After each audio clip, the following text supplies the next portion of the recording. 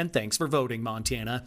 This message sponsored by Montana Secretary of State's office in cooperation with the Montana Broadcasters Association. ESPN Radio for Western Montana, KKVU HD3 Stevensville, and 102.9 FM on K275BS Missoula. It's time for Montana's only daily sports talk show, Nuanez Now. Watch the show statewide on SWX Montana Television. I like football! Now here's your host, Coulter Nuanez.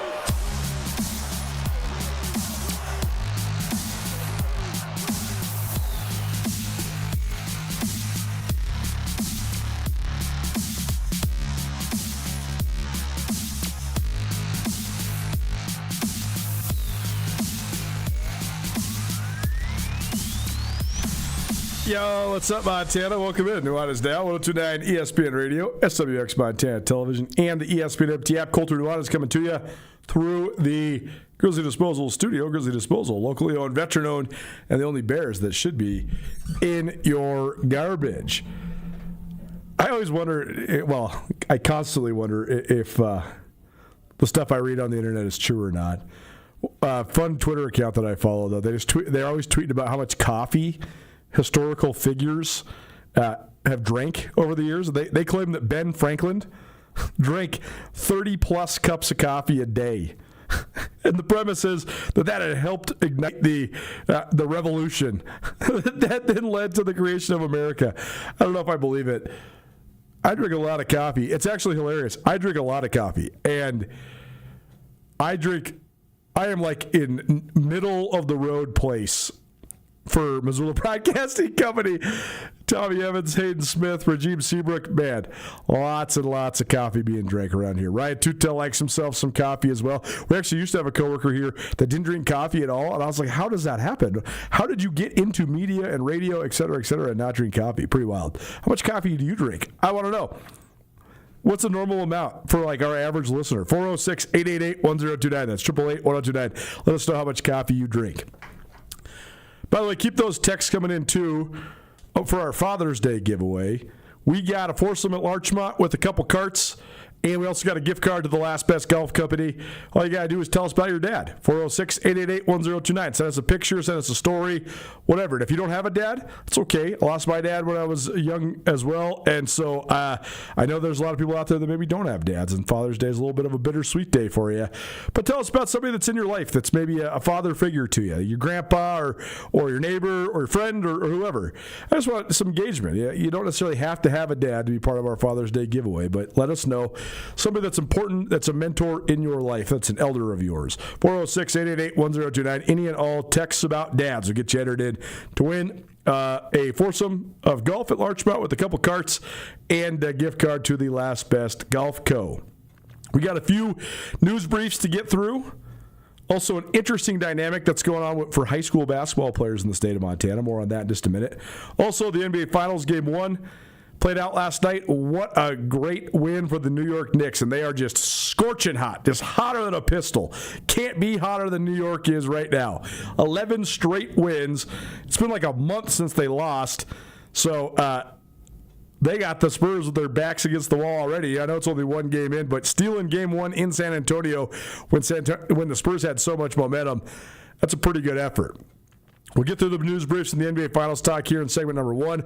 Then Blake Williams will join us. He is a senior at Missoula Big Sky and had a great showing in the track and field championships this last weekend. Won the 200 meters. Also ran a leg on the state championship winning mile relay team.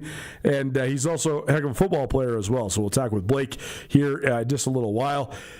Also, we're going to talk a little hockey. Stanley Cup Finals is underway as well. Hayden Smith will chime in. He and I will go back and forth, and then he'll also give you some final thoughts on the game to take you home tonight. That's all here. Just in hour number 1. Hour number 2, Carolyn Chicken Doesn't Know Sports will swing by. And we also have another track and field interview. Tanner Lane from Cascade High School. He helped lead Cascade to the Class C state championship. I said that with him yesterday, so we'll play that interview for you. Probably about 5:30 or 5:40 here as Nuanez Now rolls on. So there you go. It's your show outlook for the day. You want to stream it? You always can. 1029ESPN.com. And you can also always find us on the ESPN MT app and on YouTube, please subscribe, and on Facebook and on Twitch. And if you'd like to be a part of the show, again, let us know about your pops, and also let us know how much coffee you drink. 406-888-1029. That's 888-1029. Text us, 888-1029. Coming to you through the Grizzly Disposal Studio. Grizzly Disposal, locally owned, veteran-owned, the only Bears that should be in your garbage. News brief that caught my eye this morning. One of the best basketball players in the state. Wow, look at this. Turn of events. He's getting recruited by one of the best basketball teams in the state. University of Montana extends an offer to Hank Smith from Frenchtown. Hank is a junior. He is a wrecking ball. He's like a baby Barkley. He's 6'6", 240 pounds. He had a couple highlight dunks last year where you're like, are you kidding me? I got to watch that again. But he had this one where he had a pump. He got the ball on the top of the key, turn a face on the triple threat, pump fake, then takes it to the rack, spin move in the lane, two-handed hammer in traffic. I watched it like 5 times. I'm like, okay, this kid weighs 240 and he's doing this. This is impressive. He's got big-time ups. He's already gotten a couple other Division I offers from outside the state, Air Force included. But I was happy to see Hank Smith get a D1 offer from Montana.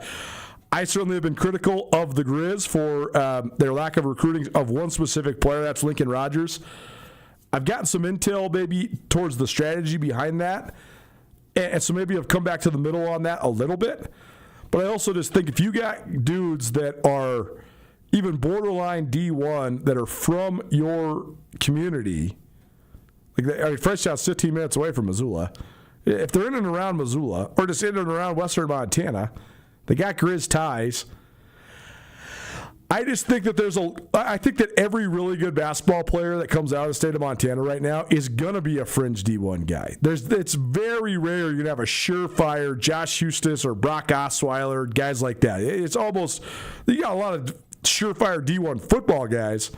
D1 basketball guys, though, it's always going to be, okay, who did you play against? What club team are you on? Do you have any film against other D1 guys? I get that. I also think that right now in Division I college basketball, what's the roster turnover percentage for mid-major conferences like the Big Sky? 60%? 70%? I mean, shoot, the Grizz and the Cats actually maintain their rosters better than the rest of the league, most of the rest of the league. The rest of the league turns over almost the entire roster every year because guys are coming, going, transferring, quitting, whatever. I just think if you got 15 dudes on your roster, you got 13 scholarships, and half your roster is going to turn over all the time, why not just use one of those spots on a Montana guy who's going to stay? It's not a guarantee. It's not 100% he's going to stay, but there's a better chance he's going to stay. It's going to ignite the fan base. It's going to, give you some good publicity. Again, I've come a little bit to the middle on the Lincoln Rogers thing, but recruiting a kid who led Sentinel to a state championship for the first time in 40 years, who's the Gatorade Player of the Year, that comes with no scrutiny. Nobody in the community is going to criticize that. If the kid is a giant bust that can never play at the D1 level, still no one's going to criticize you for that. They're only going to criticize you if the kid's going to college in Minnesota. I'm not saying you should placate and speak to the court of public opinion all the time. I actually think that's a foolish way to do it, and that's not good leadership tactics. All I'm saying is I'm glad Hank Smith got an offer because I think that's a good sort of inroad for other Montana guys. And I also think he's just a sick basketball player. I think he's a really, really good player. I think he's got a D1 body, and I think that, if he grows 2 more inches, Grizz are going to have a hard time hanging on to him, honestly, because, he's already, again, he's 6'6", 235, 240. You can put it on the deck. He can shoot it. He's got hops. He can dunk in traffic. His social media is crazy. He's doing Instagram East Bays and 360 dunks and stuff. So I'm glad to see Hank Smith get an offer from the Grizz, Frenchtown kid who's well-deserving. Nuanez Now 1029 ESPN Radio, SWX Montana Television, and at the ESPN MT app. It's part of the conversation of Prep Extra, probably presented by Farmers State Bank. Farmers State Bank, rich in the lands of Montana since 1907. I also sort of like the trend that I'm seeing. Again, because there are so many guys that are fringe D1 guys, I think there's ways to remedy that. If you are a guy that has like a D1 frame and you have D1 numbers, but you're not getting D1 opportunities, there's ways that you could elevate your recruiting profile, and it's not the way that Montana guys have done it in the past. So often, the best basketball, I'm talking strictly boys basketball right now. So often, the best boys basketball players that dream of growing up and playing for the Grizz and the Cats, that then don't get the chance to play for the Grizz and the Cats, they just go to the Frontier Conference. The Frontier is a great level of basketball, but there's a reason Rocky Mountain College was in the Elite Eight, and Montana Tech has been, 4 years in a row in the national tournament winning games, and Carroll College has been very good. Montana Western has had some great teams, especially during the Steve Keller days. There's a reason for that. It's because the guys that are the fringe D1 guys, they just end up in the Frontier, and they are, again, potential, if not surefire, D1 guys by the time that their careers are over. But the transfer portal hasn't been nearly the open door that it is now. So often some great players, like I think of Andy Garland from Missoula Sentinel. He was a tweener. He's a 6'6" power forward. But he went to Carroll because neither of the in-state schools gave him a shot, neither of the D1 in-state schools. And the dude's like the 3-time Frontier Conference Player of the Year. He's one of the greatest players in Carroll College history.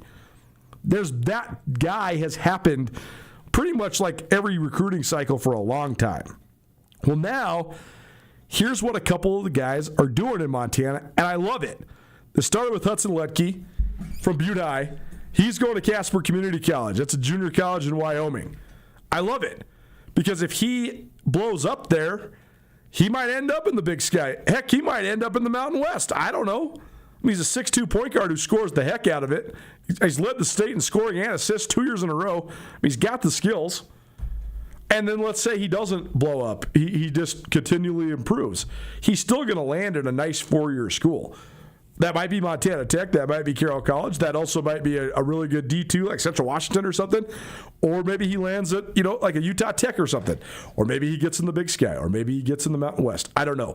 It leaves the door open, and it's such a great way to go acclimate to college, acclimate to the collegiate game, get yourself some great film, continue to develop. Well, now we see Ryland St. John, who was an all-state player from Chester, Joplin, Inverness, led them on a nice run at the Class C state tournament.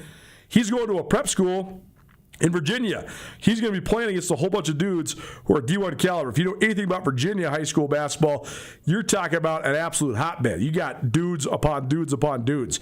Go look up the Hampton Isles. Go look up Newport News and Virginia Beach and places like that. This is where Allen Iverson and Alonzo Mourning and all these NBA guys are from. So, again, you're going to be playing a high-level competition. If you can compete there, you're going to get yourself a shot. There's also 150 schools from right up just around the area, whereas out west there's only about 35 D1 schools that could possibly recruit you out of Chester, Montana. But you go to Virginia, now you're going to get seen by literally 1 million people. So I like that fit for him. And then you also saw DeAndre Ellis, who's a great player from East Helena. He is betting on himself. He's going to Columbia Basin Junior College. That Northwestern Junior College League that has Columbia Basin and Yakima Valley, some of those other like just Washington area schools, that is a nasty league. 2 of my good buddies from high school actually went to Columbia Basin, and I went out there to Tri-Cities and visited them and watched some of the games. I mean, there's just ballers out there. Everybody that remembers the late Anthony Johnson, one of the great players ever for the Grizz football team. He cut his teeth at Yakima Junior College there in Yakima, Washington. That's the same league as Columbia Basin. So I love this for Hudson Lucky. I love this for DeAndre Ellis. I love this for Ryland St. John. Because if you go to the Frontier Conference and you play for Montana Western or Carroll College or whatever, that's awesome. And you're going to play really good basketball. The Frontier is great hoops. But likely when you go there, that's where you're going to be. And again, if that's where you want to be, awesome. If you want to be D1, going to a junior college or going to a prep school is going to leave that opportunity open and actually increase that opportunity if you go ball out. So I love it. I think it's a great deal. Nuanez Now 102.9 ESPN Radio, SWX Montana Television, and the ESPN MT app. The last state champion was crowned, and it happened in Butte on Tuesday. I was remiss to not mention this yesterday. Yesterday we were all jammed up with so many different interviews and stuff, and we were coming to you remote from Cashwan Pond, so we didn't get a chance to fully drub this out. But Hamilton and Laurel had to play for the Class A state championship in softball in Butte on Tuesday because they got rained out in Hamilton on Saturday. The Bronx went in as the team that was unbeaten in the tournament. Laurel went in as a team that already had a loss, but this is old hat for Laurel. Laurel had their back. They lost their first game at divisionals too, so they basically had played 7 elimination games, 7 games where if they lost, they were out over the last couple of weeks. And they won every single one of them. Pretty impressive. They beat Hamilton 13-1 to force the winner-take-all championship game, and then they drilled Hamilton 8-2 in the championship game. Laurel Locomotives, the state champions of Class A softball. That is Laurel's first state championship since 2006. Prep Extra proudly presented by Vertical Raise. Vertical Raise, the elite online fundraising platform. You want the best and biggest checks for your high school sports organization, visit verticalraise406.com. Blake Williams from Missoula Big Sky is here, so we'll save our NBA talk for a little while later on here in the show. But it was a great win for the New York Knicks last night in San Antonio. But one last note, I got 2 last notes for you before we take a break and we go grab Blake. One, the Grizz have announced who's going into their Athletic Hall of Fame this upcoming year. 3 inductees and 3 people that I have a lot of admiration for. First, Chris Nord. He wore a variety of hats at the University of Montana. He's coached golf. He's coached men's and women's tennis. He was there at Montana as a coach in some form or fashion for over 40 years. I got to know Chris both through his coaching role, but also because I played some golf with him out at the Missoula Country Club. I used to play pretty consistently out there with a couple of other guys, including him. And he's a classy guy, really fun to golf with, and he's got great perspective as a guy that's sort of an institution of University of Montana athletics. Lonnie Perkins was a great athlete at Conrad High School. It's Lonnie Perkins Jundish now, but she was a great athlete out of Conrad, Montana, one of the greatest athletes to ever come out of Conrad, Montana. And then she went to the Grizz and was a phenomenal middle distance runner, sort of long sprinter, short distance runner. And she made waves in the Big Sky Conference and was an awesome, awesome performer from a Class B school. And then finally, if you know me, you know that, I don't have a rooting interest in any of this stuff anymore. But certainly Grizz and Bobcat athletics has been a huge part of my life. And I've gone to so many games at both universities for a variety of different sports. And again, I'm not a fan that roots on a team or not, but it's obviously way better for me when the teams are good. Like you ought to cover a winning Grizz or Bobcat team way more than you want to cover a mediocre or a losing Grizz or Bobcat team. There's no question about it. So even though we don't root them on, we want them to do well, and we have relationships with all these people. We get to know them very well. So I'm just saying this, that when I say somebody's my favorite, I mean that on a completely personal level, not on a professional radio analyst level. But Will Cherry is probably my favorite Grizz basketball player of all time. He's my favorite guy to watch. There's been a ton of great ones. Other guys that are in the running for Coulter's favorite, Michael Ogine, Andrew Strait, Kevin Criswell, Anthony Johnson, Saeed Pridgett, Anand Moody. I love watching all those guys. But for my money, the dude that's the biggest dog competitor that I've ever seen play Grizz basketball, the dude that I think encompassed the spirit of what they want the Montana basketball program to be about, is Will Cherry. And I'm so glad he's going into the Hall. I can't wait to catch up with him. I'm probably biased towards Will, not only because he was phenomenal to watch, but also because he's one of the great guests this show has ever had. We've had Will on the show multiple times. His storytelling is unbelievable. The single greatest story that I can remember on this show, he told. Thank goodness it was pre-recorded, because if it would have been live, he said a couple explicit words that would have got us fined, but we were able to certainly beep it out. But Will Cherry is the man, and I'm so proud of him and so happy for him, and can't wait to catch up with Will. We'll try to catch up with all 3 of these inductees into the Montana Athletics Hall of Fame, but that's your news of the day. Speaking of legendary former Grizz, Nuanez Now 102.9 ESPN Radio. I teased this on the show yesterday. We did the big unveil on social media last night, and I'm extremely excited about this. I've sort of talked around it, but not really addressed it directly.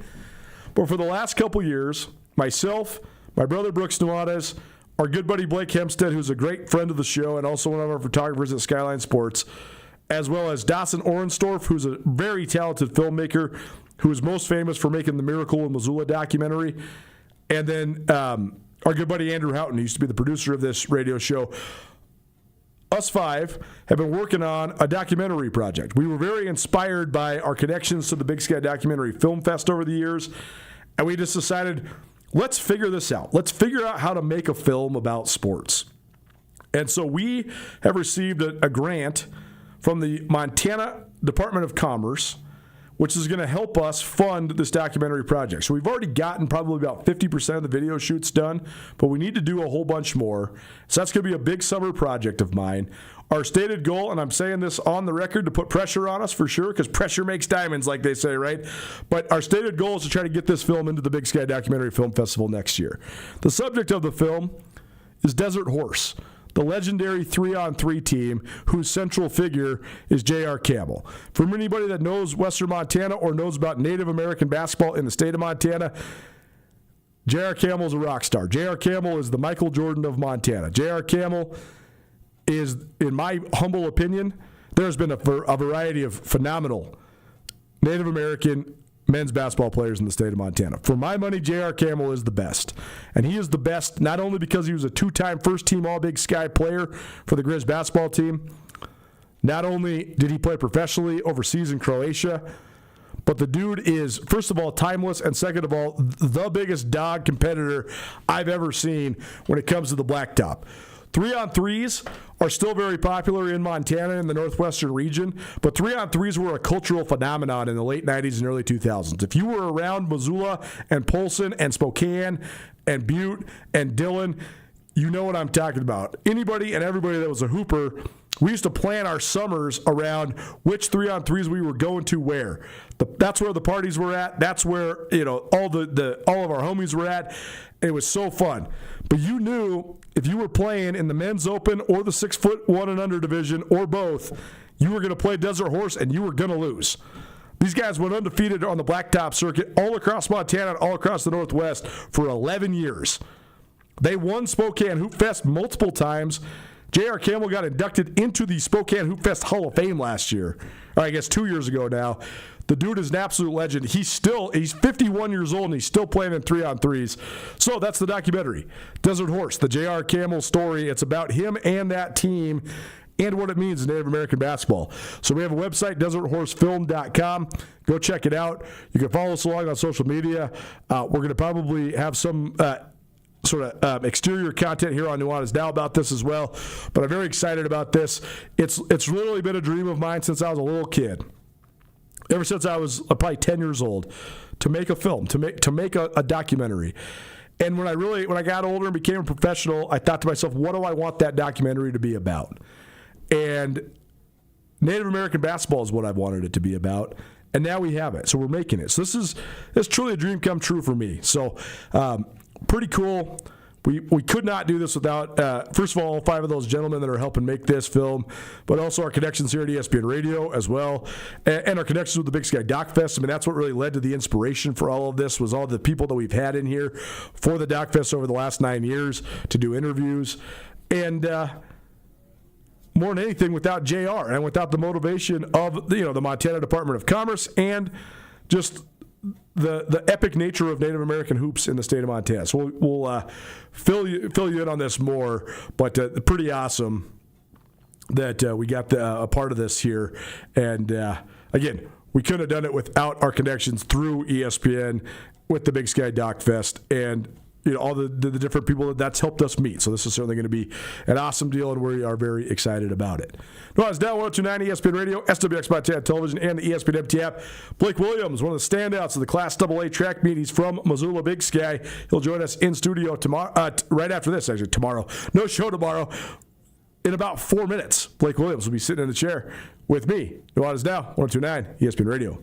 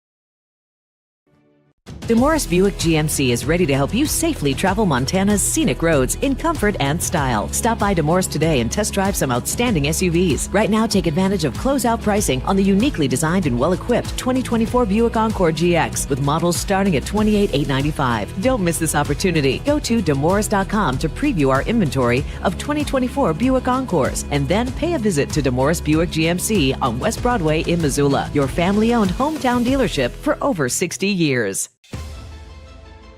It's easy to see why Montana is the treasure state. At the University of Montana, we look inside. We see an old truth with fresh eyes, that Montana's greatest treasure is its people.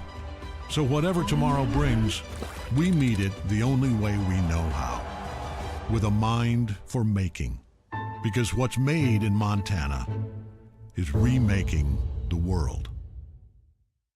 Association. ESPN Missoula Sports Center. Jolie Klempel and Macy Brandon stole the show at the Class AC Track and Field Championships in Laurel. Hello, I am Hayden Smith. Klempel, a junior at Ritchie Lambert High, and Brandon, a senior sprinter from Havre, had weekends to remember in leading their squads to team championships. Klempel won gold in the 100 meters, the 100-meter hurdles, the shot put, and the long jump. She also finished second in the triple jump, ran a leg on the second-place sprint relay team, and ran a leg on the fourth-place mile relay team to help lift Richard Lambert to its second straight Class C girls track and field title. Brandon dominated in the sprints as the Blue Ponies of Havre won their first state title since 1991. Brandon ran 11.99 seconds in the 100 meters, which would have been an all-state class record if not for Billings Sr. Emery Peel running 11.96 seconds at the AA meet in Missoula. Brandon also won gold medals in the 200 and the 400 while running a leg in the state championship sprint relay team. Bridger Burrow set the all-class state record on his home track, leaping 23 feet, 9.25 inches to set the pace as Laurel won the Class A boys title. Decker Puckett swept the hurdles races and the locomotive showed impressive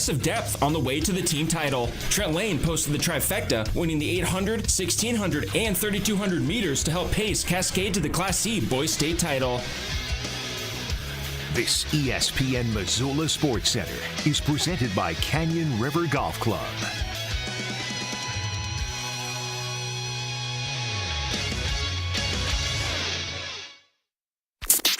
This is Nuanez Now on 102.9 ESPN Radio Missoula.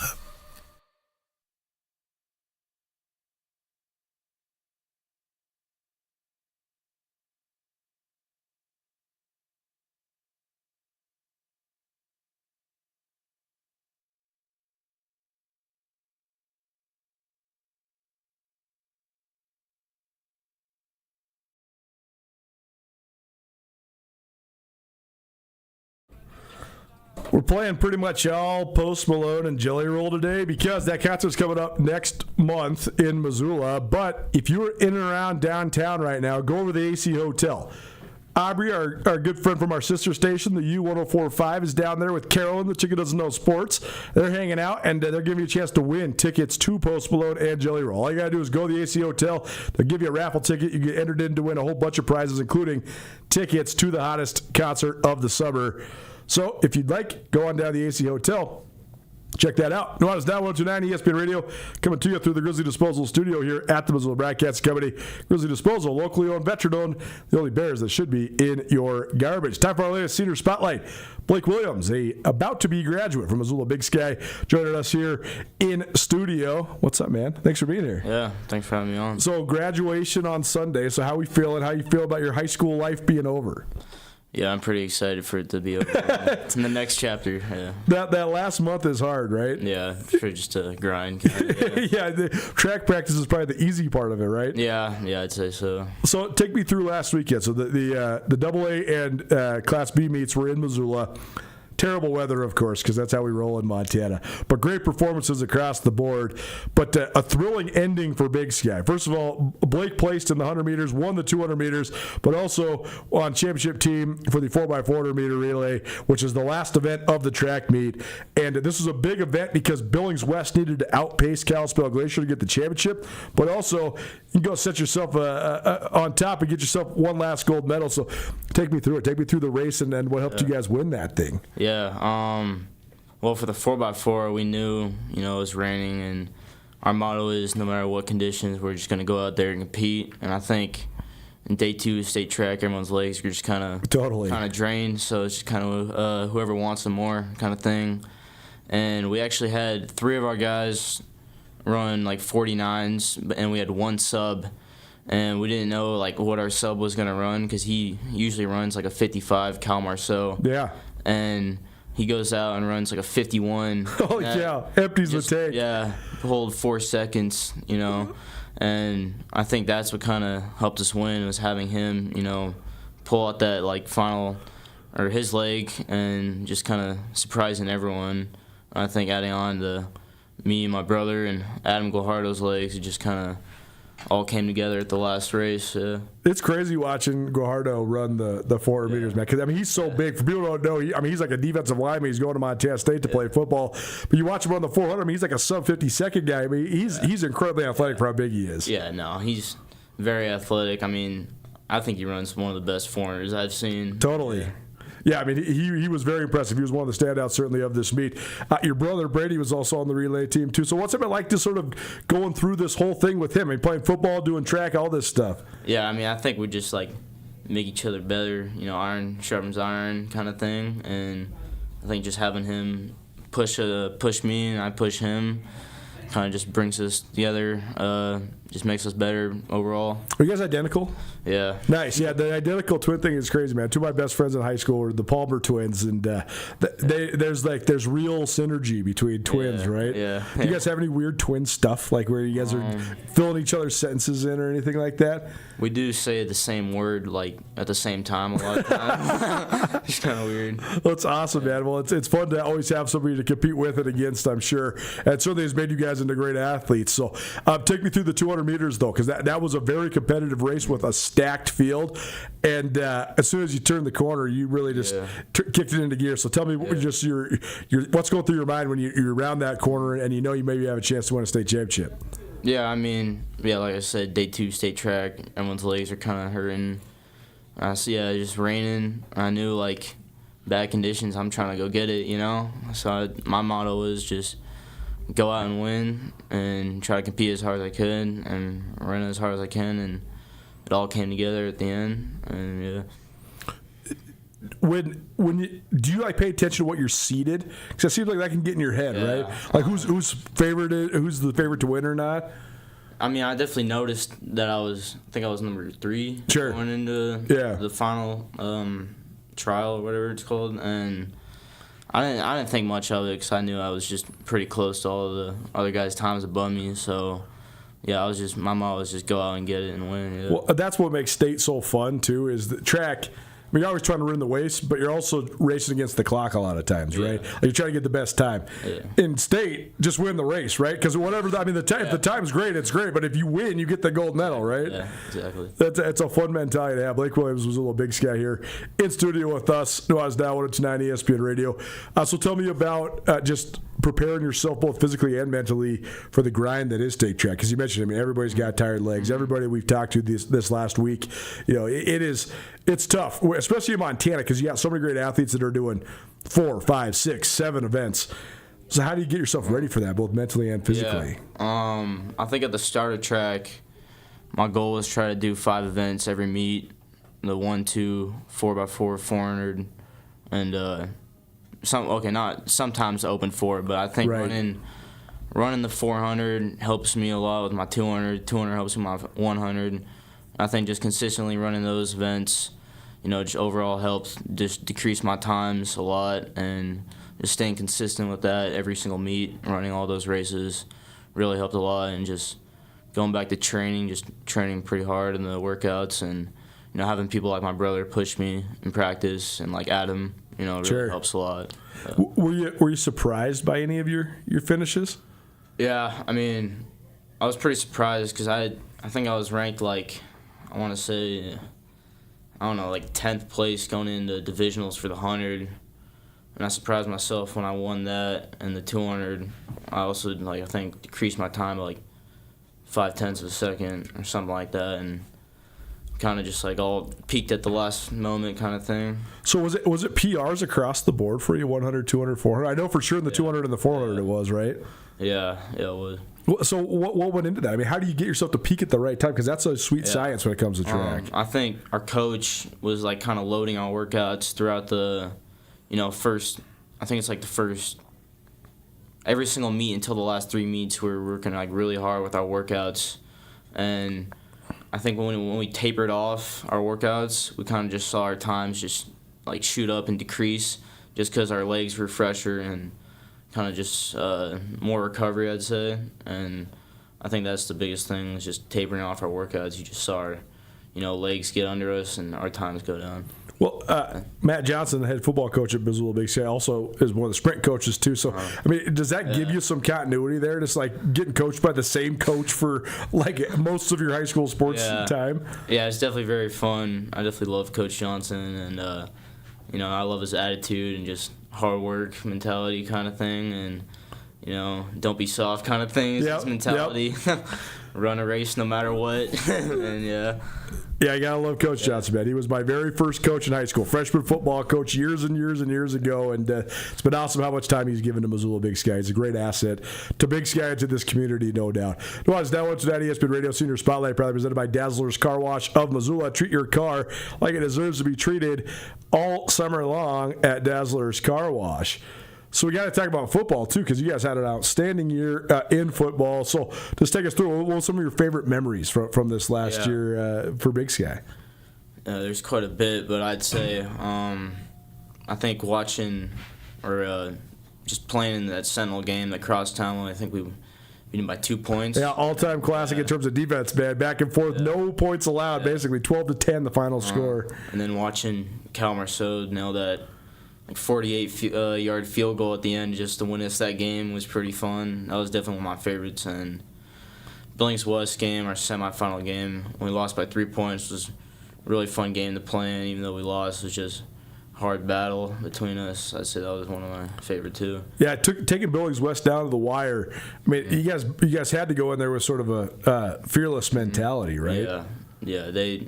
I mean, when they have Moose and like a guy like that, it's just hard to stop. And I think we did a pretty good job handling him. But yeah, they definitely are a very talented team and very well coached. So we had to play perfect almost. Well, as a guy that's the same class as Moose, what did you think of just that phenomenon? Because, I mean, there's been a lot of great football players in Montana, but there's not a lot of guys getting recruited by Michigan and Texas Tech. Yeah, I mean, I think he runs like an 11.2. He's like 6'6", 240. I mean, he's like the same speed as you, and he's about a foot taller, right? Stop Goliath. For real, though. I mean, the first time I ever saw him run the 100, I'm like, what is happening? I mean, he legitimately is 6'6", 255 pounds, and he runs in the low 11 seconds. So that's how you get yourself a shot at Michigan and Texas Tech and basically every other school in the country as well. But I mean, you guys had such a great sort of sense of belief this year. I think that was something that sets you apart from a lot of the other Big Sky teams in the past. So where'd that come from? How are you guys able to hone that? I think just, growing up to like youth sports, we've always kind of had that winning mentality with our class. And I think when we, freshman year, I think we went undefeated. And we, like the older classes above us kind of struggled winning games. And I think just like buying into Matt Johnson's program and seeing the results paid off kind of helped to just make us believe that we can compete. Well, after it all played out, people sort of forget, but you guys lost your quarterback before the season even started. I mean, Avery Omelet had been a great player, been a 2-year starter, and people were high on him, and then everybody was wondering, well, who the heck's going to be the quarterback? And then Eli Casper, he freaks out against Billings Senior, and then everybody sort of forgot that Omelet even got hurt because Casper was an all-state guy. So what'd you think of him just stepping in and sort of taking over? Yeah, I mean, Eli's a very good leader. I mean, he's always going to be the most fiery guy in the weight room practice. Definitely some guy that brings the energy all the time, and he'll hold you accountable if you miss a set or a lift.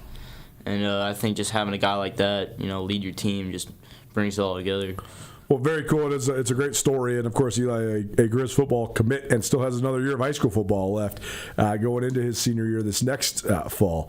So tell me about Blake Williams, by the way, joining us here in studio. Nuanez Now, 102.9 ESPN Radio. Senior Spotlight, probably presented in part by McElmurray Homes.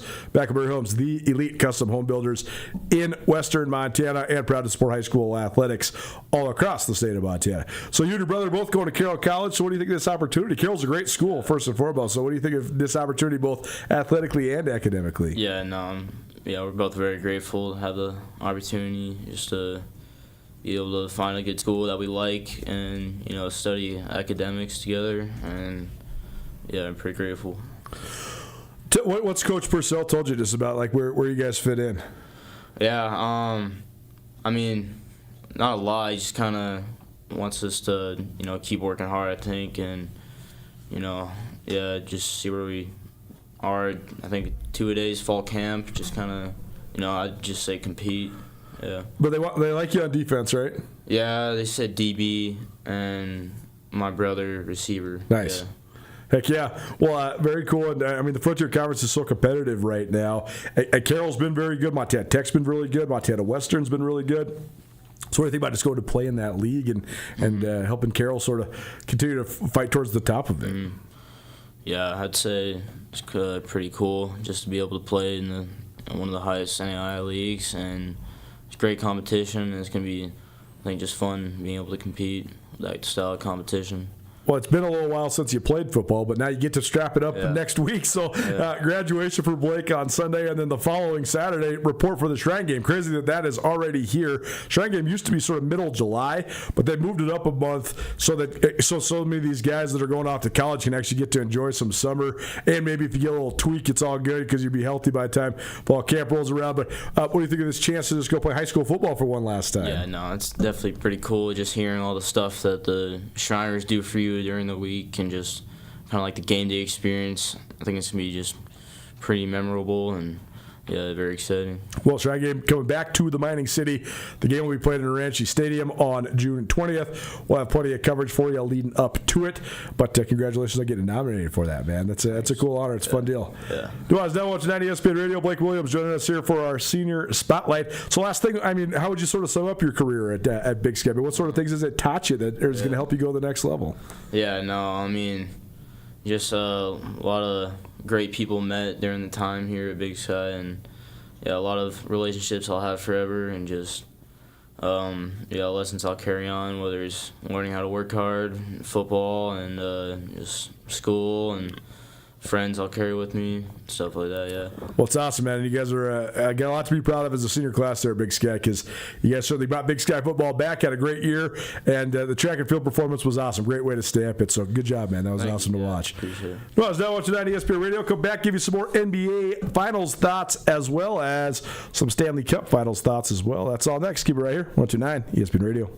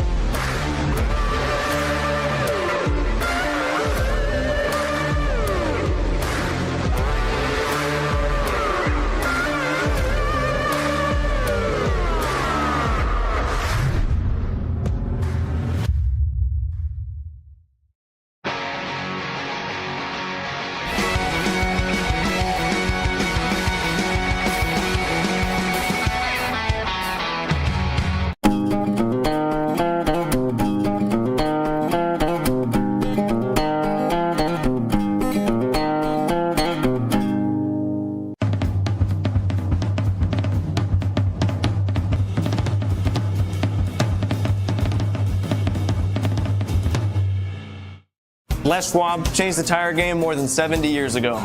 Today, we still believe you should get more from less. Like more hustle, less hassle. More of the best service around, less of the runaround. Because we include America's best tire warranty in every tire we sell. So you get more unbeatable warranty, less charging you extra. It's why we're more than proud to say, you get more from less.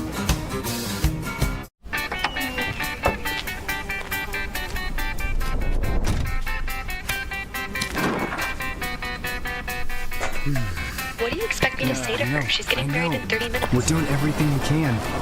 John, can you hear me? John?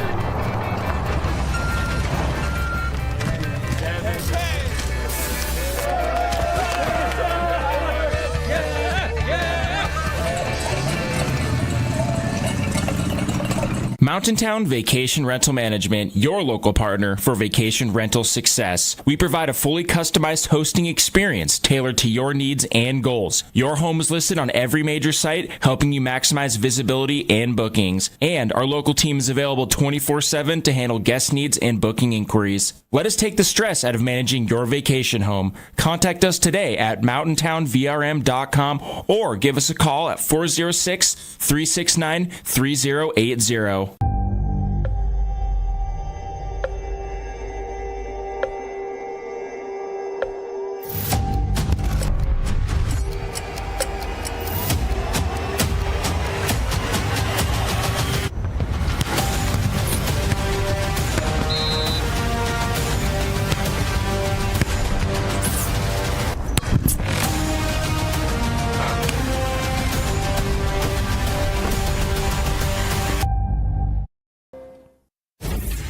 ESPN Missoula Sports Center.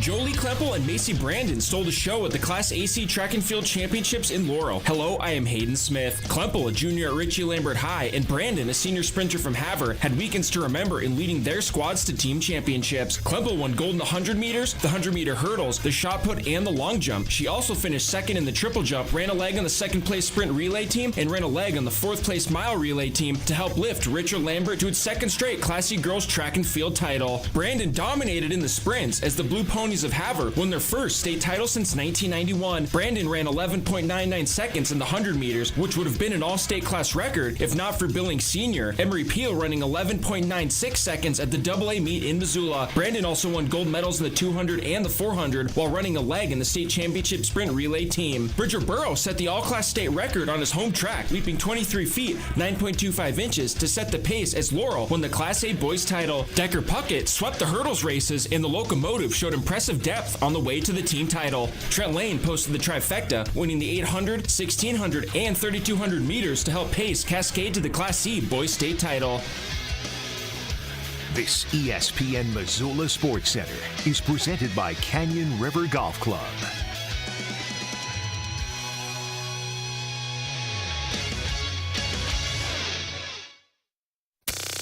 Nuanez Now on ESPN Radio.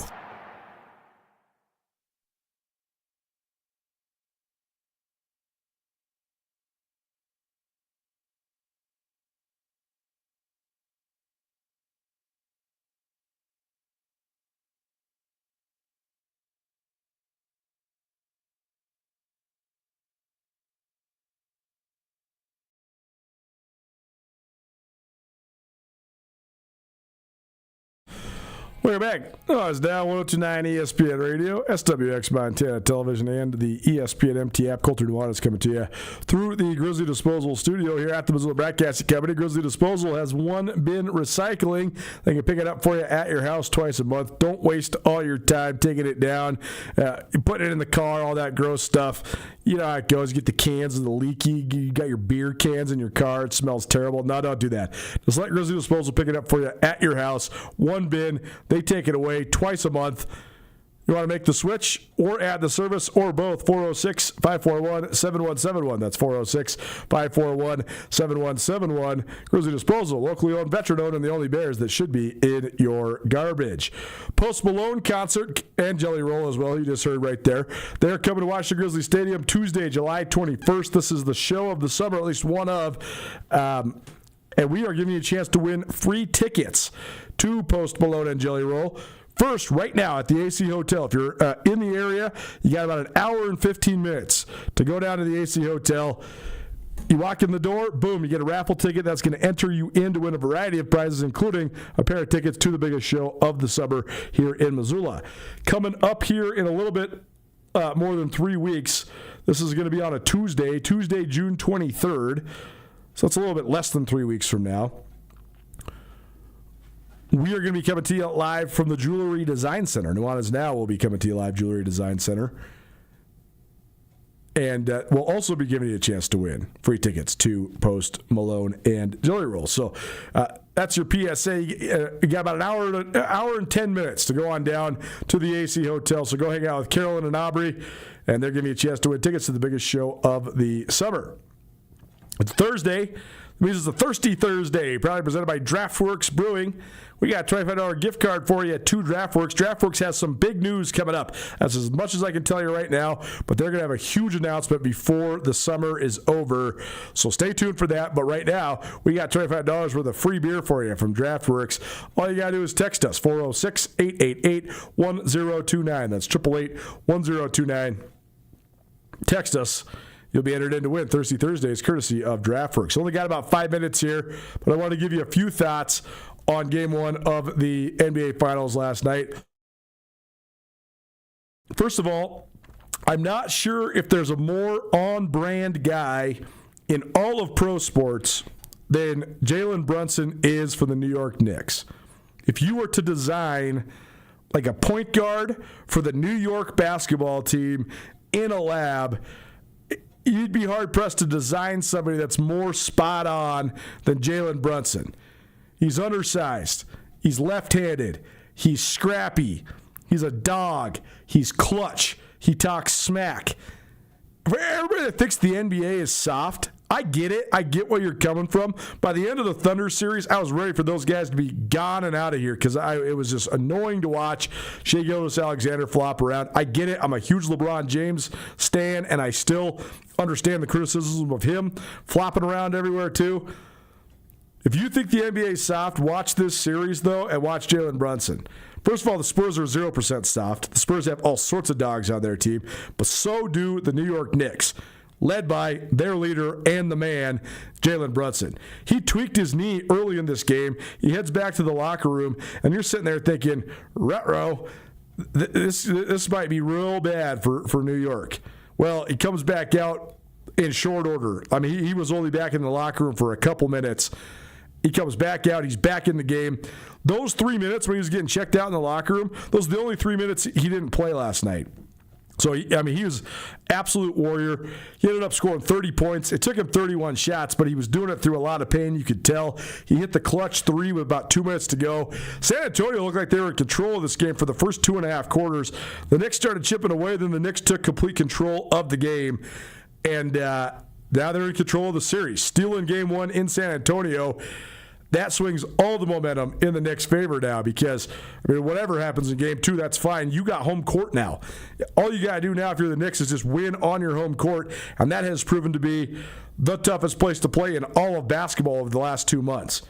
The other thing about the Knicks is, I don't know where to land on this. They're one of the hottest teams the NBA has ever seen. That is not an exaggeration. They are an 11-game winning streak right now, and the margin of victory in these 11 games is the single greatest margin of victory over an 11-game winning streak in the history of professional basketball. That's crazy. Certainly, when they beat Atlanta by 62, that padded the stat a little bit, but they've been whipping up on everybody. Last night, not a blowout. New York won 105-95, but still, I don't know how. I personally think the Spurs are better than the Knicks when you look at the rosters. But how can you possibly say that right now? If Karl Anthony Towns is going to play like he played last night, and sometimes you got to watch the games. All the time you got to watch the games. But this goes beyond the stats. His stats were fine. 18 points, 12 rebounds, 4 assists. But he actually legitimately gave Victor Wembanyama problems. Wemby finished with 26 and 12, but he was 2 of 9 from 3. 6 of 21 from the floor. And, Towns won the matchup. If the Knicks can even get close to a draw in that matchup, let alone Towns winning it, that is just enormous for the New York Knickerbockers. So I sprinkled on San Antonio last night, but I did not post anything on social media like I usually do about my wagers because I just wasn't that confident in it. And then walking out of it, man, I'm not that. I mean, I should have bet on the Knicks because I was about 50-50. I just thought San Antonio game 1, all the momentum coming off a game 7 win. But really, it was the Knicks rest and the Spurs fatigue, plus the fact the Knicks just straight up outplayed them, that really rised the tide. I mean, I thought that's what won the day for New York. So, awesome start to the NBA Finals. Again, I know we have a lot of people that listen to this show that love the NBA. I know we also have a lot of people that listen to this show that are ambivalent about the NBA or directly and outwardly don't like the NBA. If you don't like the NBA and your criticisms are they're soft, they flop, they don't play defense, they don't play hard, you are wrong. You're not wrong when you're talking about games that are played on February 15th. You are wrong when you're talking about the last few rounds of the playoffs and this series. If that's your criticism, I challenge you to watch this series with an open mind and tell me that that's not exactly what's going down. Our NBA conversation is probably presented by Sportsbet Montana. The next game is coming up on Friday, so if you need a place to place a wager, first of all, get the Sportsbet Montana app in your life. You can go find out where to bet on there as well. You can put your bets together, scan the QR code, get your bets done right there. There's also 550 kiosks across the state of Montana. Appreciate Sportsbet Montana for their continued support of us here at ESPN Radio. Hour 1 of the books, hour 2 coming at you. Don't change that dial. Keep it right here. Nuanez Now, 1029 ESPN Radio.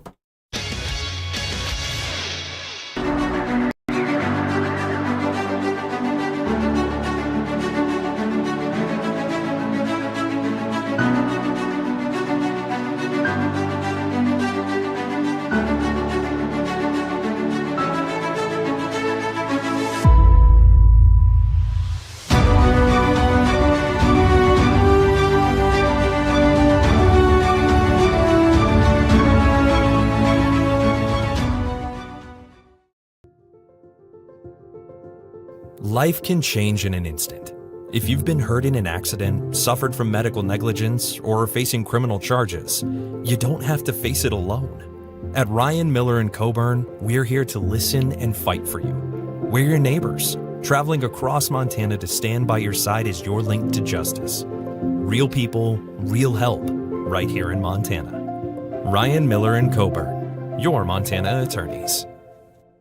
DeMorris Buick GMC is ready to help you safely travel Montana's scenic roads in comfort and style. Stop by DeMorris today and test drive some outstanding SUVs. Right now, take advantage of closeout pricing on the exceptionally designed 2024 Buick Envision with models starting at $39,795. Don't miss this opportunity. Go to DeMorris.com to preview our inventory of 2024 Buick Envisions and then pay a visit to DeMorris Buick GMC on West Broadway in Missoula, your family-owned hometown dealership for over 60 years. Around here, we see a lot of people head out. No matter where they're going, we just make sure they're ready. Before you hit the road, get a pre-trip safety check at Les Schwab Tires. It's free. Plus, this May, save up to $200 on select sets of 4 tires. If we can't guarantee it, we won't sell it.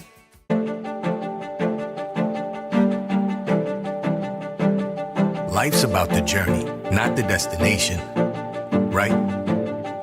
Why can't it be about both?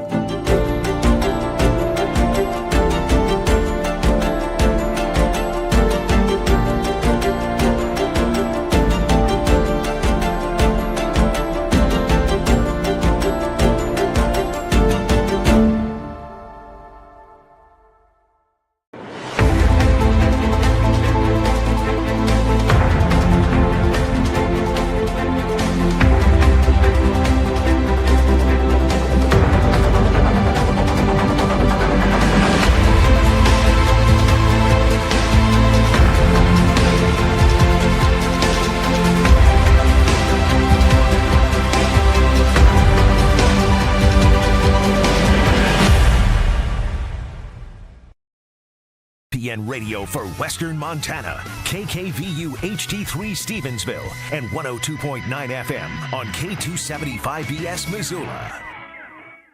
ESPN Missoula Sports Center. Jolie Klempel and Macy Brandon stole the show at the Class AC Track and Field Championships in Laurel. Hello, I am Hayden Smith. Klempel, a junior at Ritchie Lambert High, and Brandon, a senior sprinter from Havre, had weekends to remember in leading their squads to team championships. Klempel won gold in the 100 meters, the 100-meter hurdles, the shot put, and the long jump. She also finished second in the triple jump, ran a leg on the second-place sprint relay team, and ran a leg on the fourth-place mile relay team to help lift Richard Lambert to its second straight Class C girls track and field title. Brandon dominated in the sprints as the Blue Ponies of Havre won their first state title since 1991. Brandon ran 11.99 seconds in the 100 meters, which would have been an all-state class record if not for Billings Sr. Emery Peel running 11.96 seconds at the AA meet in Missoula. Brandon also won gold medals in the 200 and the 400 while running a leg in the state championship sprint relay team. Bridger Burrow set the all-class state record on his home track, leaping 23 feet, 9.25 inches to set the pace as Laurel won the Class A boys title. Decker Puckett swept the hurdles races and the locomotive showed impressive depth on the way to the team title. Trent Lane posted the trifecta, winning the 800, 1600, and 3200 meters to help pace Cascade to the Class C boys state title. This ESPN Missoula Sports Center is presented by Canyon River Golf Club.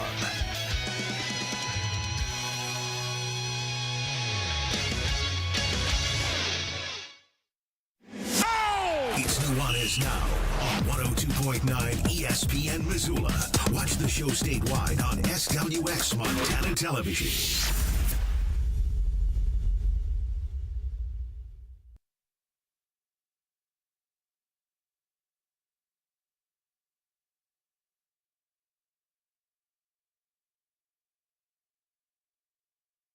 Welcome back. 102.9 ESPN Radio.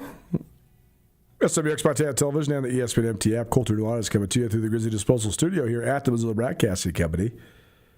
Missing the first hour of the show, you can find it on the Nuanez Now podcast, available on all your various podcast hosting platforms. We are coming to you through the Grizzly Disposal Studio.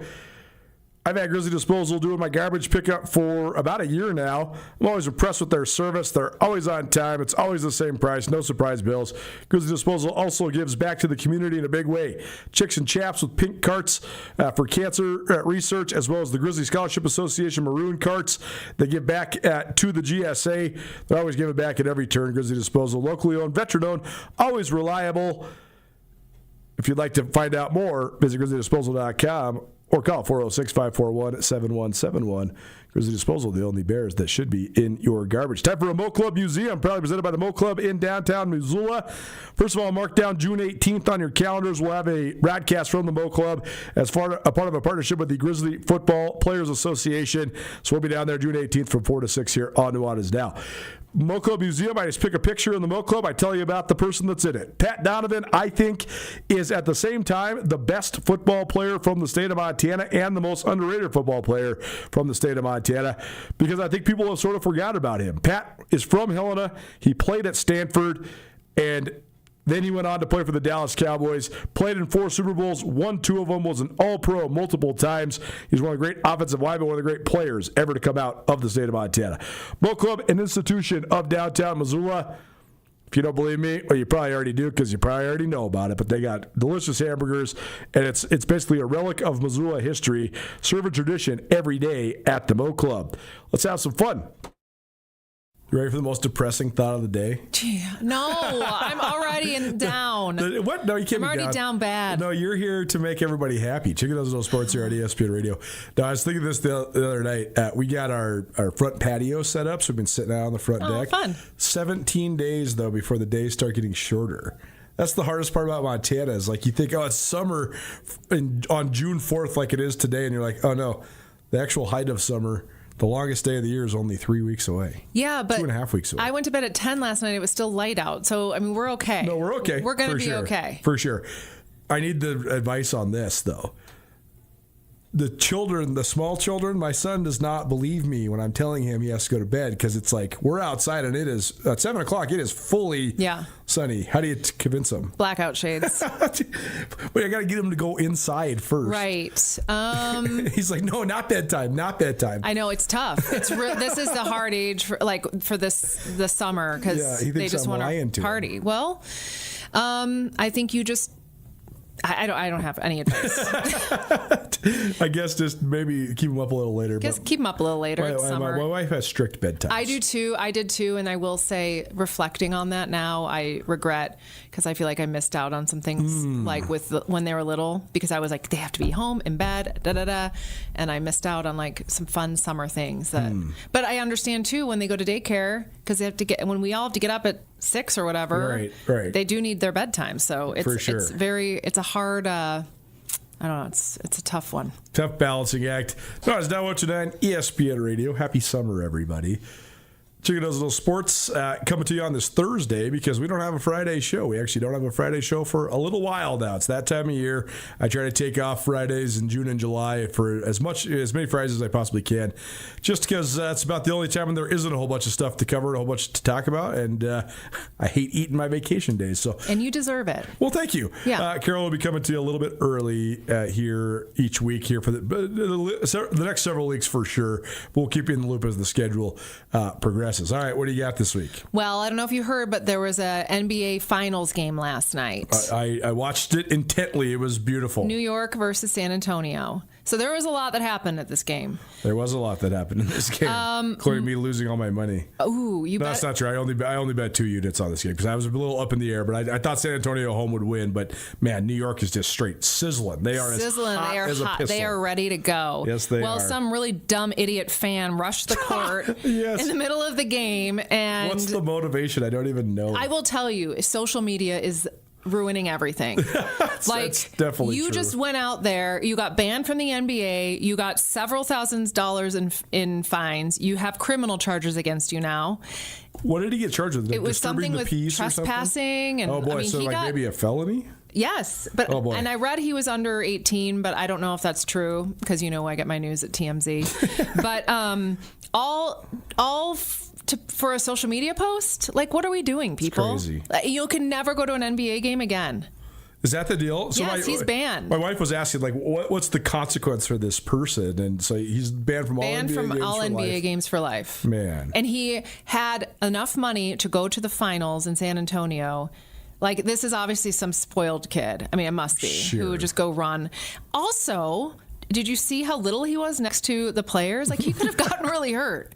Totally. Well, everybody's little compared to those guys. That's true. But yes, he looked tiny. It's pretty funny. The female security guard took him out, though. It was great. Man. She basically lifted him up and put him in the corner. One of my favorite post-game phenomenons right now with the Spurs. Victor Wembanyama is so comically tall.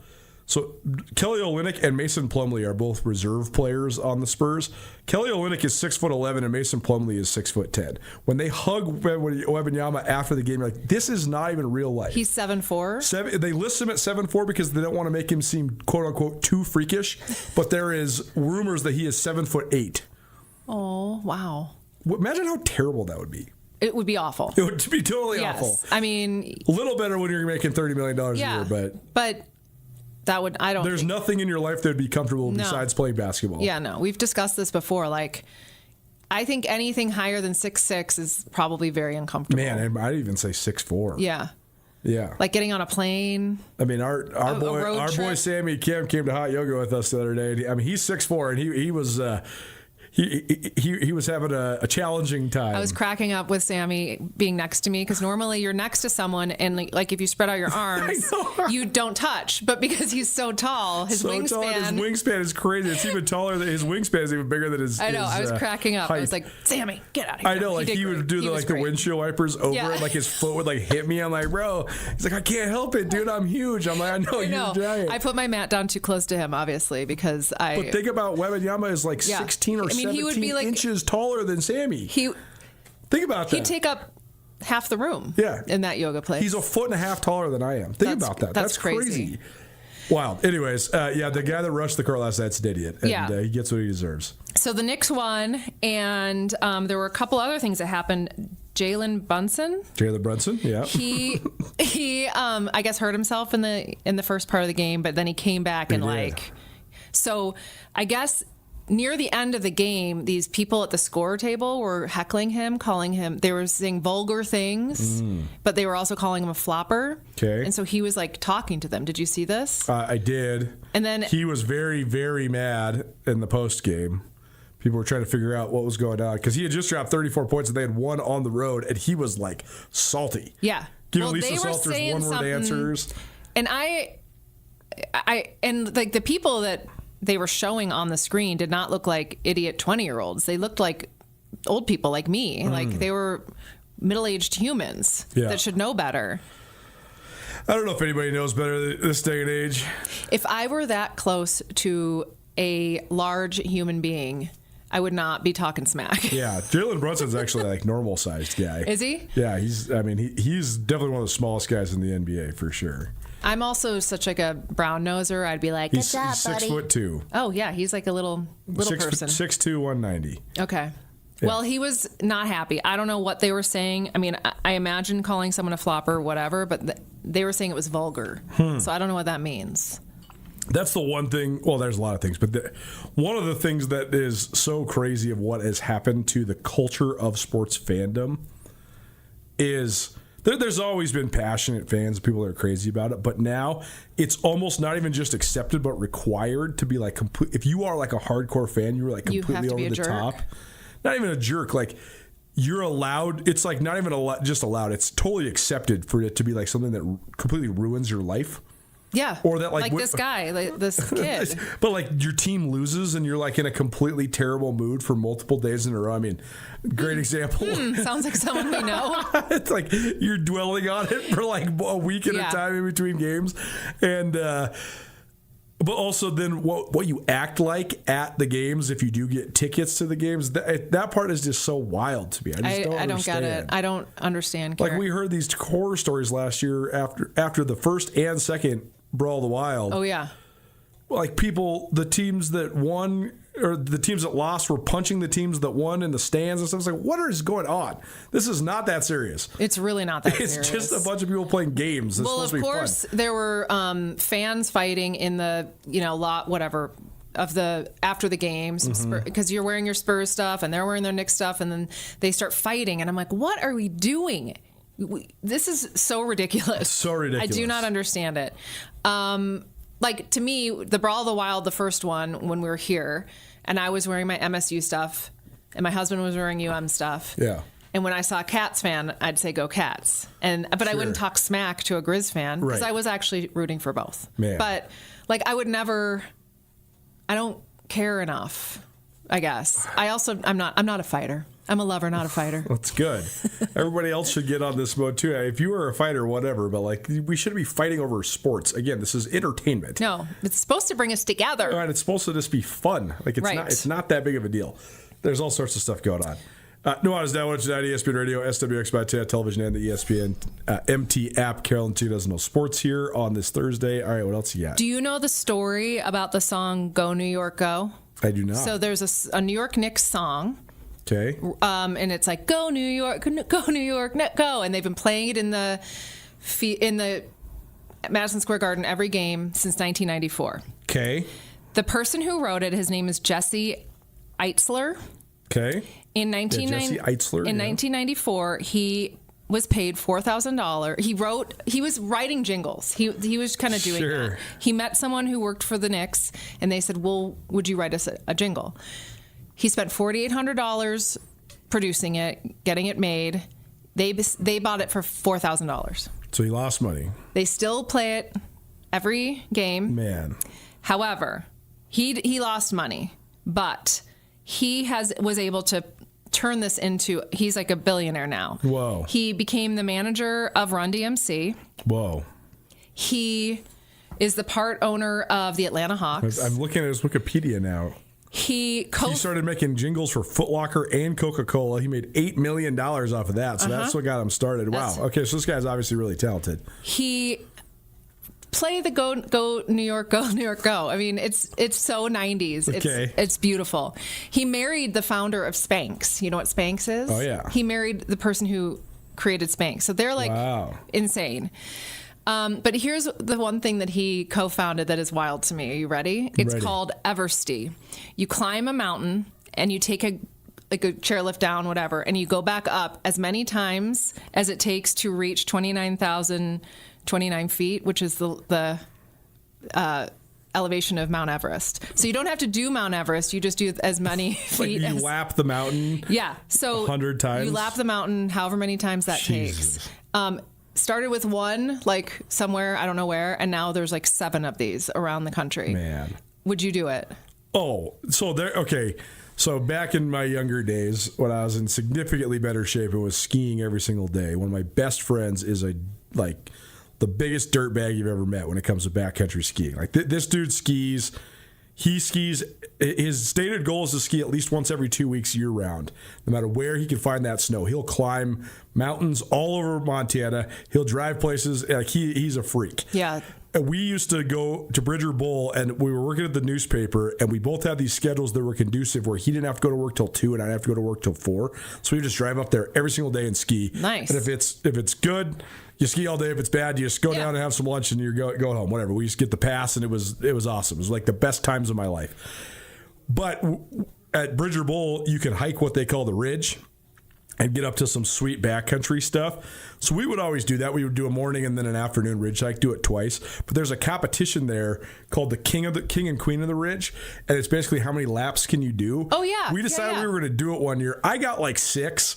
I thought that was pretty good. My buddy got like 12. I thought that was amazing. There's this woman named Nikki Kimball who's one of the greatest athletes I have ever been around ever. She wins the Rut Run. She wins all the runs around that part of the world. Like she's always competing in the Ennis Marathon, the Bozeman Marathon. She's like an ultra marathon runner, but also like this freak skier that can just climb. The last time I did the King and Queen of the Ridge, she did 75 laps. She did it like 6 times as many times as we did it.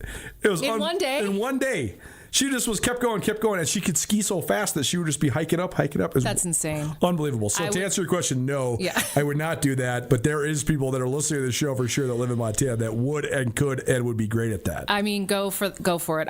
That and actually climbing Mount Everest both sound like the most miserable. Like I don't even get that, but whatever. So the reason I'm telling this story is, write the song, take the risk, because you just never know where it's going to take you. I mean, there are just some people that like, they've got that sauce. And I mean, I guess he was already a jingle writer, but to think that you sold your song to the New York Knicks in 1994 and they're still playing it to this day.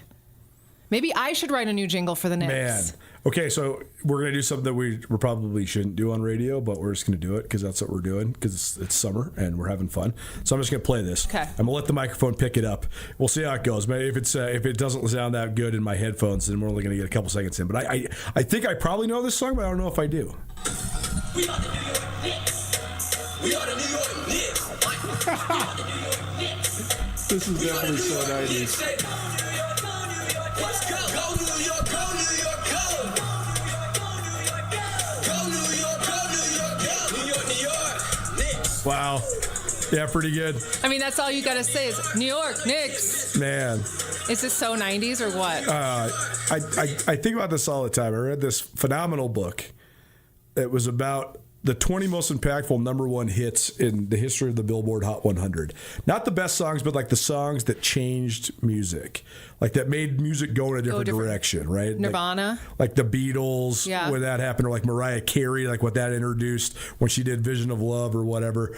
But the whole first 17 chapters of this book, before we got to like the mid-2000s, all I kept thinking of was, man, it was so much easier to make it in America and in the world because there was still stuff that hadn't been done. So true. Now there's like everything's just been done. We're just trying to figure out a way to do everything better now. Or we just sample it all and totally. It's always a reboot or whatever. Exactly. Yeah. A remake. Yeah, exactly. Well, maybe I'll reboot Go New York Go and make $4,000. Nuanez Now June, ESPN Radio, Chicken Doesn't Know Sports. So have you watched The Godfather? Do you know about the movie The Godfather? I've sort of watched it, but not really. Okay, so it's widely considered one of, if not the greatest movies of all time. Yes. But part of it is because there had never been a movie about the mob. So I tried to rewatch this after Robert Duvall died. Yeah. And unfortunately, I mean, it's over 50 years old now. It's very antiquated. Yes. Like, it looks like an olden days movie. And then you start thinking, wow, 1972, that is the olden days now. Yes, it sure is. Which is crazy to think about. But I was thinking about exactly that. When that movie came out, there was nothing. But then since then, there's been everything from Goodfellas to Casino to The Sopranos. Donnie Brasco. I mean, there's just a million mafia, mobster, whatever things. And so we're used to it now. But when they're talking about Don Corleone, like, nobody knew about that. So it's just shocking to everybody. Great example of, like, if you're first, it's great, even if it isn't, Sort of like in an MLM. You need to be at the top of the pyramid. Indeed. Okay. All right, what else you got? All right, we're moving away from the Knicks. Go New York, go. Is that who you're going for? Yeah. Did you watch it last night? No. Of course not. Why would I watch it? I don't know. Like, so one of these days I'm just going to think like you're just going to turn it on because you don't have anything else. But you got all sorts of Bravo and yada, yada. I actually am yada. reading a book currently. Wow. I read You all don't the read time. any stuff I give you. Well, I read like chick lit. I want my 90s book I know, back. I'll bring it to you. I gave her a present and I wanted her to read it so that I could read it so we could talk about it, and she's never read it. I know. Just stop. Okay. So now I want my present back. All right, I will give you your present back. All right, so in Texas, well, I'm sure all over, there's juvenile detention centers, and these juvenile detention centers have sports teams. So the kids can play basketball or football or, certain sports, and they go out and play against other schools. So this one in particular is Gainesville State School. It's in Texas, and they go and play private schools and like Catholic schools and things like that. So they when they've had good behavior, that's sort of their treat. So last week they were set to play a private school, and two students went to. So these are, this is a detention center. Right. So literally jail. Literally jail. So two students went to their principal and said, there's never anyone in the stands for this juvenile detention center. Okay. I want parents, students, cheerleaders. Let's make shirts. Da-da-da-da. So these kids show up to this private school, and they have an entire cheering section for them. They have cheerleaders. Okay. They have parents cheering for them. They have students cheering for them. So the whole school was there. The community showed up and just like really cheered on these kids. Cool. The two boys' names are, where did I go? I don't know where I went. But these two boys just thought of it themselves, these teenage boys. So what's the motivation? Like, they want to give everybody a good experience? Yeah. Like, this is part of the rehabilitation process? I don't know, but like, when I first heard the story, I was like, oh no, something bad. I really thought like the students were like, we're not playing these kids and da-da-da. But they just really wanted to make it special for them. These kids, I mean, if you're 16 and you're in a juvenile detention center, you've probably not had the best life. Right. Like, there's a lot of circumstances that have led you to that. Yeah. Right? Yeah. I tend to believe, like, I think that there every once in a while, like 1 in a million people are just born just bad, like they're just wired really bad and they have evil inside of them. But like 99% of people that are committing actual crimes that were bad enough to be in jail when you're pre-18 years old, it's because you had a horrible life. Yeah.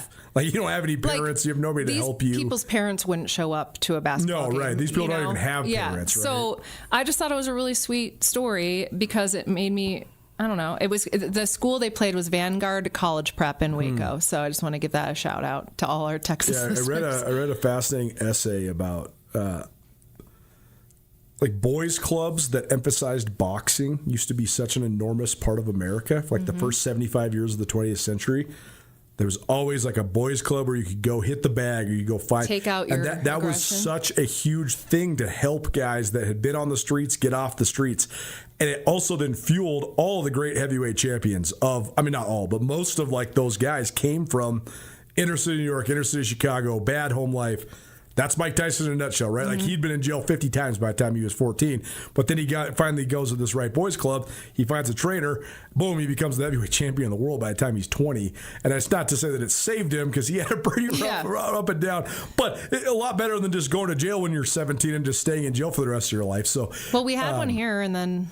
Yeah. Bad stuff happened. Bad stuff happened. So, I don't know. I just wonder. I think that sometimes like those opportunities, that's the industrial youth sports complex. That's the part that I hate about it the most, is that sports is supposed to be something that helps kids have outlets. It's not supposed to be something that makes a bunch of money or has like all this crazy parent-fueled competition. Well, that's what I loved about this too, was these kids have probably literally never had anyone cheer for them in their lives. Right. And they've now got, for an hour and a half, a whole gym of people cheering for them. Like, that must have felt incredible for them. Totally. So, it shows them what it could be like once they get out, if and when they do get out. And so. I like it. I'm into it. It was sweet. Okay, last story. The Kelsey brothers have just launched a flip-flop collab. Okay. Just like flip-flops for big guys or what? Just flip-flops for anybody. Okay. I'm going to tell you something. That's somebody that is a big man. If you're over 240, wearing flip-flops, bad idea. Well, these flip-flops are special. Really? They're leather and they're handcrafted and they've got arch support and golden signatures inside. And guess how much they are? Oh, man. For flip-flops. $200. $160. $160, yeah. Sorry, Kelsey Bros. Man. You're not getting my money. I got to see, like, the construction on these things. I mean, look. They look like they have on the bottom, they have sort of, I don't know, some sort of a support thing on the bottom. So, like, if you're buying the kind of flip-flops I buy, which are like $10 flip-flops at Target. Sure. Obviously, this is going to be a little bit different than that. But $160 for flip-flops seems out of control. Well, they'll get it because they got the platforms and they got... It's a limited edition, like, Father's Day drop. Interesting. So, and I'm not buying $160 Are you surprised at all by the marketing machines that those guys have become? Yes. You are? Yeah. I kind of am too. Like 3 years ago, I loved them. 3 years ago, I was like, these guys are so cute and fun and cuddly and lovable. And now I'm like, get out of here. This is the American way. Yeah. You build them up and then cut them down. Yeah. It's true. How did Michael Jordan last through all that? Because we didn't have what we have now. But he was so overexposed that no one decided they hated him still, though. Because overexposure... I guess a lot of the sports guys actually did because he was cutting their hearts out. Like, Michael Jordan was actually resoundingly hated in Indiana and New York because he beat the Pacers and the Knicks year in and year out. Overexposure in 1993 There's or nothing 96. compared to what it is now. Like, yeah, right. I guess we all watch TV 19 hours a day because we just watch TV on our phones. Exactly. So, man. Also, Russell Wilson retired. He did, and he also got a job at CBS. All right. Well, there you go. Wonder how it's going to go when Russell and Tom are fighting for the same color commentary gigs. Tom Brady? Yeah. I thought he already had a job. He does. Oh. But Russell Wilson's also going to be in the mix, and Tom's going to be up the hierarchy a little bit ahead of him, but then, like, I don't know. Russell Wilson's a competitive guy. We'll see. Maybe they'll fight it out. Man, I think about this all the time, too. It's so funny how, like, you have to be this, like, special sort of... a word I can't say on the radio, I don't think, to like be the guys that are getting funneled to the broadcast booth. Like what the networks think is... Were you thinking of the word cuck? No, like D-bag. Like these guys are such, like, they're all this same sort of like smug, my farts don't smell, I'm Superman, I'm so cool, I'm Mr. Perfect. Like that's Tony Romo, Tom Brady. But you know that I don't know if they're going out for the jobs or if the jobs. No, that's what I mean. The networks think those are the guys that the public loves. Yeah. Whereas, like, I would rather watch. So I don't know. I'm trying to think of a good example. I'd love to see John Randall in the broadcast booth because he's not polished and he's crazy and like it would just be more entertaining. Yeah.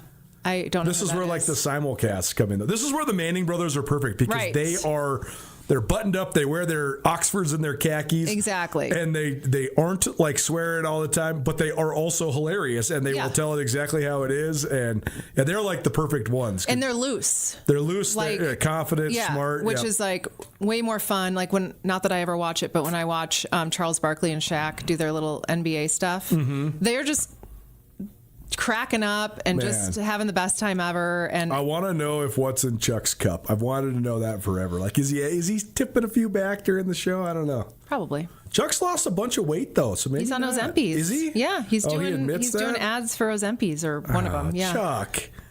Let one him of the live. greatest athletes ever, man. Let him live. Hey, whatever. But I shouldn't say that. If you are Okay, we'll just leave it at that. Everybody make your own choice. Live and let live, whatever. His body, his choice. Hey, I got it. I just worry about, like, there's got to be some long-term consequences. He's doing here. great. Well, right. He's doing very great. Yeah. I just read his book. It's phenomenal. I love him. He's so funny. I'll give you since you're now we'll do a book swap. Now you're back into reading. I'll give you the Charles Barkley. I've always been into reading. I just really like. Just not the stuff I give you. No, I just really like beach reads. Like I'm really into this author who all she writes about is like being on Nantucket, and it just seems great to me. So, have you heard of this new book that's like the craze of all the women, Strangers? No. It's like a memoir of this super rich lady, and it's all about how horrible her husband is. But all the reviews are like, this is like the greatest memoir, but it's going to make you hate your husband. Oh. This is like what my wife and all her book club people are reading. And then the next book is a serial killer book, so I'm totally convinced that I'm going to die. Oh, God. Because the book one's going to convince them to hate us, and then book 2 is going to teach us how to Blink twice kill us. if you're safe. It's like, I just can't with the murder stuff, man. I'm not a fan of murder stuff either. I don't listen to murder podcasts. See, and like stuff like my that. wife and her friends just love these murder shows. And I'm like, if I'm gonna wind down before bed, I don't want to watch like these serial killers that are making stew out of people. This is disturbing. You guys think this is cool? It's gross. It's not cool. No. But anyway, I'll give her some books to read that are nice and light. All right. Well, you're getting Charles Barkley. I'm getting 90s. The 90s, okay. and then we'll have a little book club here. Okay, that sounds great. Check out those little sports here on ESPN Radio, probably presented by Hot House Yoga. Hot House Yoga has a great new website that makes it very easy to sign up. Also, they're available on the MyBody app, or you can just go right to the studio downtown Missoula as well. I've been going a little bit more consistently. It's awesome. It makes me feel super good. It's an awesome workout, great sweat, and just an awesome, really welcoming community too. Did you see the girls that gave us high fives after the class? No, that's cute. They could tell that me and Sammy were in the back corner like, these guys are doing their best, but this is a little hard for these guys. And they both were like, great job. Oh, we're like, that's sweet. nice. Thank you. know. You guys did every move perfectly. We got like a 30% on the test. You guys got like a 95. You guys did great. Hey, we did as good as we could do. I do want to do a plank contest with Sammy because I think I might beat him. Oh, you definitely could. But he'd beat me in like a squat. That's the thing that's funny is you get to those, like the part where you start lifting the weights, and then for us, that part's easy. Yeah. But like sitting there doing a plank for 15 straight minutes like we did the other day, wow. I was pretty proud of myself. Yeah, you did great. But he did great too, and you did too. Like just being there is half the battle. Yeah, best you can do. That's as good as you can do. So check out Hot House Yoga. We appreciate their support of us here at the Chicken Dozo Sports. Anything else today? No. Have a great weekend. Oh, wait. Come out to the AC. Of course. As you were listening to this, Carolyn is already hanging at the AC Hotel between 4 and 6 p.m. You got a chance to win tickets to Post Malone and Jelly Roll, biggest concert of the summer. This is really easy. All you got to do is go to the AC Hotel. Yep. Have a drink, don't have a drink, whatever. Just go down there between 4 and 6. You can enter your name in, and there's going to be a drawing. You'll get a raffle ticket when you get there. Get a raffle ticket, and you got a chance to win tickets to the biggest concert of the summer. I mean, this is hundreds of dollars worth of prize because these tickets are very expensive. So if you want to go to the show and you want a chance to win free tickets, head on down to the AC Hotel. They'll be hanging out down there, probably just a little past 6, right? 4 to 6. We're also giving away one night to the AC, one night to the Residence Inn, and a $75 gift card to Zootai, all separate winnings. Sure. So we'll pull the winner of the tickets, and then we'll pull the other prizes, and it's going to be really fun. Their rooftop is amazing, so come on down. One of the best bars in Missoula. It's gorgeous out. Let's go have some vino and hang out. Very good. Go to the AC Hotel right now if you are downtown in Missoula. And Carolyn Chicken Dozo Sports will be back next week. Thank you. Thanks.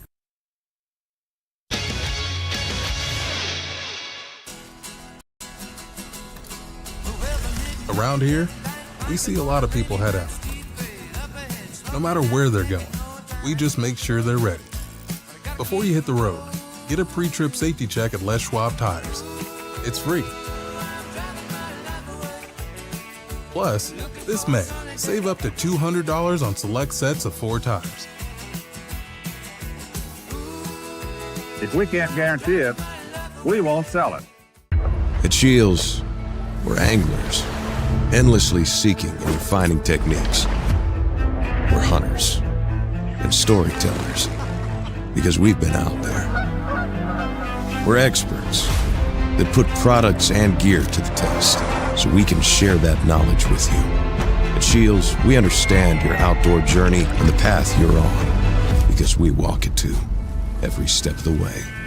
Shields, right there with you. Mountain Town Vacation Rental Management, your local partner for vacation rental success. We provide a fully customized hosting experience tailored to your needs and goals. Your home is listed on every major site, helping you maximize visibility and bookings. And our local team is available 24/7 to handle guest needs and booking inquiries. Let us take the stress out of managing your vacation home. Contact us today at mountaintownvrm.com or give us a call at 406-369-3080.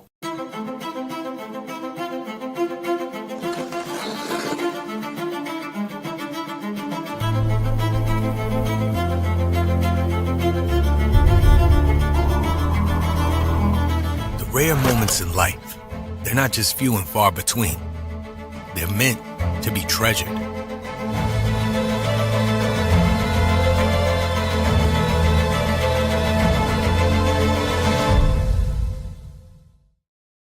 Bring the whole family to the Stone of Accord for a wonderful brunch. From traditional comfort food to eclectic specials, there's something for everyone to enjoy. And it wouldn't be a proper Missoula brunch without an Irish coffee and a mimosa. The Stone of Accord, Irish fare with Montana flair. Restaurant, liquor store, and casino. At the Stone of Accord, we use the freshest ingredients to create our homemade traditional Irish classics, fresh salads, and creative specials. Come enjoy our warm, family-friendly atmosphere. The Stone of Accord, Irish fare with Montana flair. Restaurant, liquor store, and casino.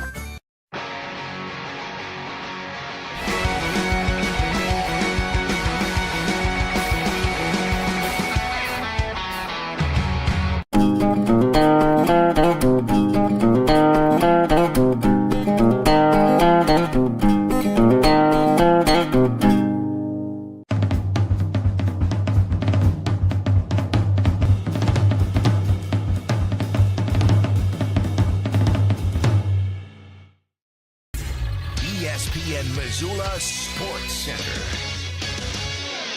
Jolie Klempel and Macy Brandon stole the show at the Class AC Track and Field Championships in Laurel. Hello, I am Hayden Smith. Klempel, a junior at Ritchie Lambert High, and Brandon, a senior sprinter from Havre, had weekends to remember in leading their squads to team championships. Klempel won gold in the 100 meters, the 100-meter hurdles, the shot put, and the long jump. She also finished second in the triple jump, ran a leg on the second-place sprint relay team, and ran a leg on the fourth-place mile relay team to help lift Richard Lambert to its second straight Class C girls track and field title. Brandon dominated in the sprints as the Blue Ponies of Havre won their first state title since 1991. Brandon ran 11.99 seconds in the 100 meters, which would have been an all-state class record if not for Billings Sr. Emery Peel running 11.96 seconds at the AA meet in Missoula. Brandon also won gold medals in the 200 and the 400 while running a leg in the state championship sprint relay team. Bridger Burrow set the all-class state record on his home track, leaping 23 feet, 9.25 inches to set the pace as Laurel won the Class A boys title. Decker Puckett swept the hurdles races and the locomotive showed impressive depth on the way to the team title.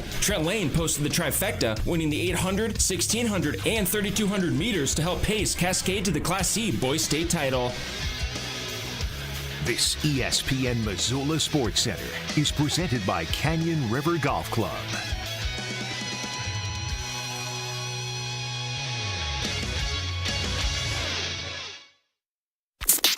This is Nuanez Now on 102.9 ESPN Radio Missoula.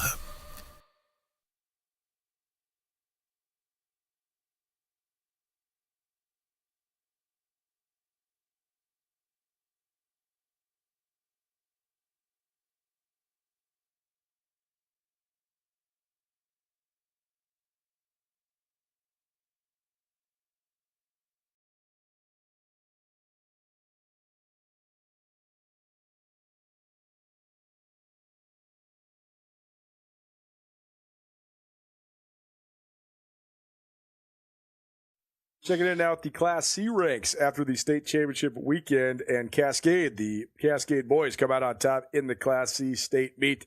Trent Lane had a huge hand in helping Cascade to the state championship. Trent, thanks for being here, man. How's it going? Going good. It's going really good. Take me through your preparation for this last weekend, because it's a tall task to compete in a variety of events no matter what you're doing, but the 800-meter, 1,600-meter, 3,200-meter trio is quite a challenge. So how'd you get yourself ready both mentally and physically for this last weekend? Yeah, this last week coming into state, it was a lot of tapering and training, making sure there was nothing was sore, everything was feeling good. So just taking care of my body this last week. and then mentally just being ready to put everything out there and just stay locked in and make sure I would be able to run my race. When you're in the middle of one of the races, are you thinking about the other races too? Like, are you thinking about, hey, I got to save some gas for that? Or are you able to just concentrate on one race? Yeah, it's kind of, especially at state, it's kind of just one race, and especially in distance races when you have a bunch of them, you just got to fight through. I had that, it was the mile first, and luckily that was the only thing that first day, so I was able to put everything in there and came out with the win, and then was able to lock in the next day for that 8 mile. How are you feeling after day one going into day two? I was actually feeling surprisingly well. I think it helped having that the training taper and everything, so my body was good coming in. It wasn't tired. It was a nice day. It was a little warm, but yeah, I was surprised on how well I felt, and that definitely helped me mentally going into that third day with with that 802 mile. Well, I'm sure that your goal was to come in and win golds in all three of those, but then the fact that you did it, what was that feeling like? I mean, you must have felt pretty proud at the end of the meet. It was pretty cool. I got the mile, and that was kind of what my focus was going to be on, and just get that done. And then once that was done, it was kind of, I felt a little bit of pressure lift off of me, and so then I was just out there to compete, and I got the 800, and I was like, you know what? Let's just go for it. And I ended up getting all three, and yeah, it was pretty exciting to get all three of those.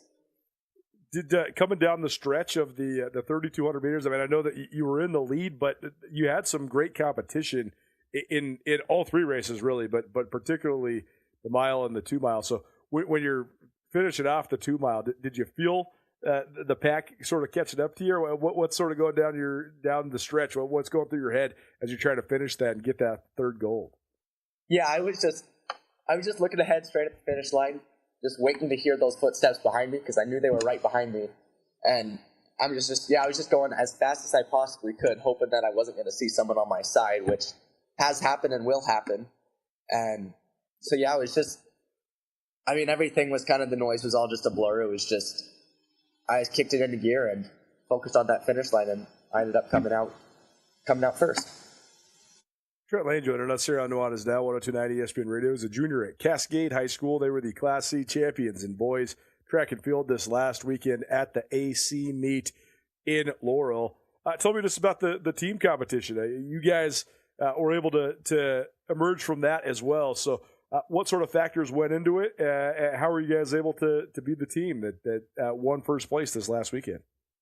Yeah, coming into the state meet, we were projected down about 40 points. We were in second place, and so we knew we would all have to come out and perform at our best. And one person can't win a state meet, and we all knew that we had to pick up our responsibilities. Coming in, I was only ranked first in the mile, so I know I had to win them all if we wanted to do well than everybody else. We had 3 people placed in the 200, 3 people placed in the high jump. Everybody did their parts, and I think that was kind of the key for our success, is just having everybody make sure they were locked in and ready to go.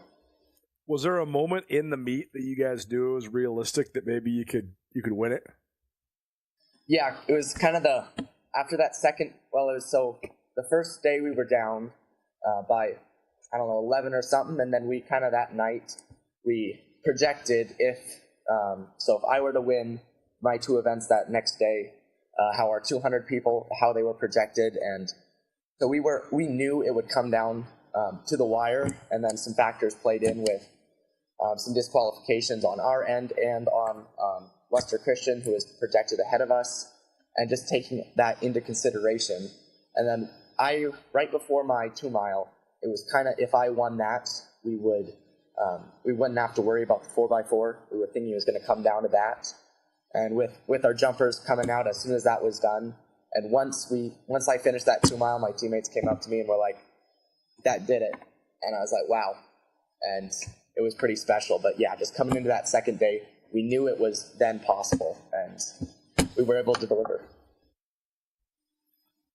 Trent Lane joining us, Cascade High School here on Nuanez Now, 102.9 ESPN Radio, as well as SWX Montana Television and the ESPN MT app. Having a formidable opponent like that, like Lester Christian, does that sort of spur you on as a competitor? Because they had a lot of guys that were projected to be at or near the top of the finishing board pretty much every event. Yeah, it definitely did. It definitely puts a target on their back for us, and I'm sure they knew that, and it was kind of on us as well. And there's a lot of good distance kids from Leicester Christian, and so I was just, it kind of, it really spurs that competition up. It makes you focus on them, and I mean, you hope they do the best, and the best thing is I feel like we were all able to compete at our best and finish in a fair way, and it was just our time to win that time, and I respect them, and it's, but yeah, it definitely makes it a little more fun too. It's a lot of friendly competition, but just knowing that the best team won that day is all there is to it. Well, I love the team element of track and field, but particularly when it comes to the Class B and Class C schools, because it does take such a group effort, right? I mean, Cascade's not that big of a high school, so you got to get as many guys out as you possibly can to even do track, and then also be able to perform really well as well. So what sort of brought this team together? What made this team special? I think it was just we really wanted it. There were some times during the season that we were kind of iffy. Some players weren't necessarily competing at their best, and I think it comes down kind of to how you finish the season, and that's kind of what we did. We were able to finish. It was that night before we kind of got together in the lobby at our hotel, and we made some bracelets and just had a good time, and just believing in each other. There's, I think, a lot of respect between a lot of us, and just the trust that we know that they will pull it out when it was needed, and that was at the state event. And yeah, it's definitely, with a lot of teams, you're going to have some up and downs during the season, but it's how you finish, and we were able to finish strong and bring it together, and that's what matters most. Has it sunk in that you got yourself 3 gold medals, but also that you guys won the team state championship? Yeah, it's pretty surreal, honestly. It's it's definitely, I think, a lot more. It's definitely exciting for me, but for those seniors, it was their last year. In cross country, I've won a state championship. I've actually won 2 of them, so I'm used to that, but it was really special just seeing the joy in the rest of the team, and just being able to share that moment with them is pretty cool. You have had a lot of success individually already. So what has drawn you to distance running, and what do you love about it? What's been the thing that sort of spurred you forward and helped you dedicate so much time and effort to this discipline? Yeah, I started cross country. It was 7th grade, I believe, and it was just something that I tried. My mom ran cross country, and I wasn't able to play football at that time and didn't want to do injuries. And then I realized that I was having success in cross country, and I wouldn't necessarily say the running itself is the most fun, but just being able to see that improvement, see the success, and then especially as a team. I think having going from 7th grade, we've been able to build a program and get people to come in and enjoy the sport itself. And it's also a lot of the people with running, you kind of suffer together, and it kind of builds a bond with everybody. And I think that's kind of what keeps me going, keeps me motivated. But yeah, just going out every day, just realizing that if I do want to do well, it's going to take a few extra miles that you may not want to run, but you just have to suck it up and deal with it. And then once you cross that finish line, like coming at state when I finished in first, it was like, wow, it was definitely worth it. I can't hear you right now. Oh, there we go. Trent Lane, 102.9 ESPN Radio, Class C state champs out of Cascade, Montana. Trent, we appreciate the time, man. Congratulations on all your success. We'll certainly be following along as you enter now into your senior year next year, but thanks so much for hanging out and joining us here today. Yeah, you bet. Thank you.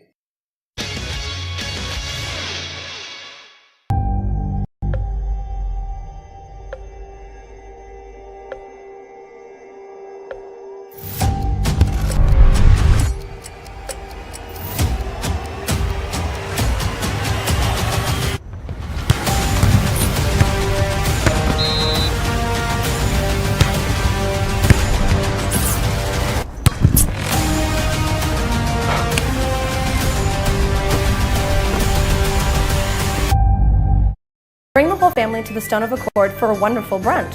From traditional comfort food to eclectic specials, there's something for everyone to enjoy. And it wouldn't be a proper Missoula brunch without an Irish coffee and a mimosa. The Stone of Accord, Irish fare with Montana flair. Restaurant, liquor store, and casino. At the Stone of Accord, we use the freshest ingredients to create our homemade traditional Irish classics, fresh salads, and creative specials. Come enjoy our warm, family-friendly atmosphere. The Stone of Accord, Irish fare with Montana flair. Restaurant, liquor store, and casino. Access to Montana's great backyard is the best part of being a Grizzly. At the University of Montana, our classrooms are the mountain peaks, river valleys, and never-ending plains of the Big Sky Country. We provide students with the hands-on training to protect and enjoy hunting, conservation, and stewardship. UM launches the careers of outdoor leaders so that they can protect our traditions and ensure they are passed down for future generations. Because what's made in Montana is remaking the world. Why would any business let you use their product and give you 365 days of reassurance? Mattress Firm does because they believe in their mattresses. Save on top brands like Nectar, Tempur-Pedic, Beautyrest, Serta, Stearns & Foster, and others. Mattress Firm carries $149 mattresses all the way up to the luxury Purple Rejuvenate Premier. 0% in payments as low as $39 a month, along with 365 days of reassurance. See why Mattress Firm is Montana's best place to find the sleep you deserve. Mattress Firm, where it's easy to get a great night's sleep.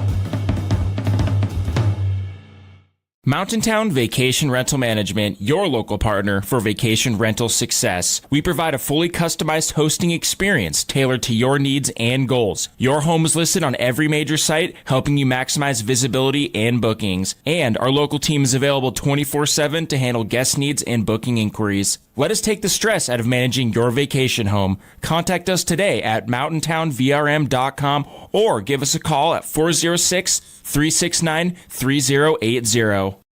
ESPN Missoula Sports Center.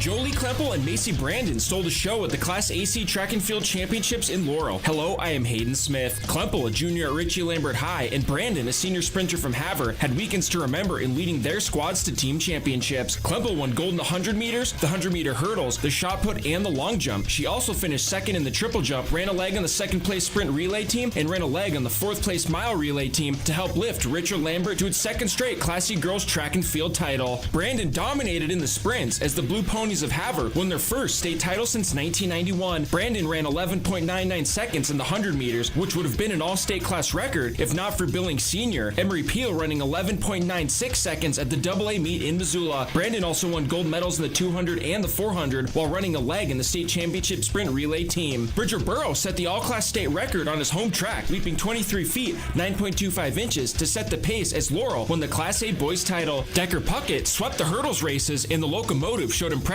depth on the way to the team title. Trent Lane posted the trifecta, winning the 800, 1600, and 3200 meters to help pace Cascade to the Class C boys state title. This ESPN Missoula Sports Center is presented by Canyon River Golf Club.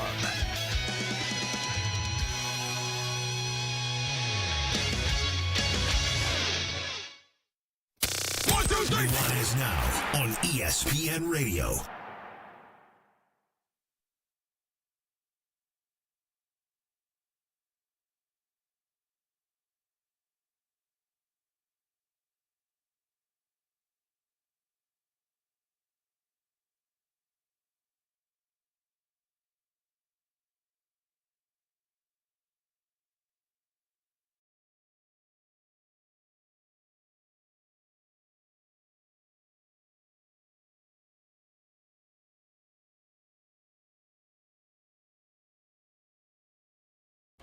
Welcome back to Nuanez Now. My name is Hayden Smith, and I'm going to take you home today. A big one tonight in the Stanley Cup Final as Carolina tries to avoid heading to Vegas down 2-0. As we get set for Game 2, I think there are 3 huge keys for each team. Starting with Carolina, they've got to clean things up defensively in front of Frederik Andersen. Vegas did a great job getting to the middle of the ice in Game 1 and capitalizing on quality chances. That's not usually how the Hurricanes play, so expect a big emphasis on tightening up defensively, protecting the slot, and limiting second chance opportunities. Second, I think Carolina needs more from its stars. The Hurricanes got some scoring in Game 1, but that top line of Aho, Jarvis, and Andrei Svechnikov has to be a difference maker if they're going to even this series. And third, Carolina has to turn its forecheck into sustained offensive zone pressure. When the Hurricanes are at their best, they're forcing turnovers, cycling the puck, and making opponents defend for long stretches. We saw that early in the first period of Game 1 when Carolina jumped out to an early 2-0 lead, but they just weren't able to sustain that pressure as the game went along. And I think for Vegas, the biggest key is staying composed. Carolina is going to come out flying at home with a chance to avoid going down 0-2, and the Golden Knights handled an early 2-0 deficit in Game 1 without panicking, and that's something that we've been seeing from them, most notably when they battled back from that 3-0 deficit against Colorado, and I think they're going to need that same mentality again tonight. And second, I think Vegas has to keep winning the transition game. I think Canes are really good at that. It's one of their biggest strengths. But the Golden Knights were dangerous every time Carolina made a mistake, and turning turnovers into on-man rushes and high-quality scoring chances is going to be a huge key for Vegas to continue this.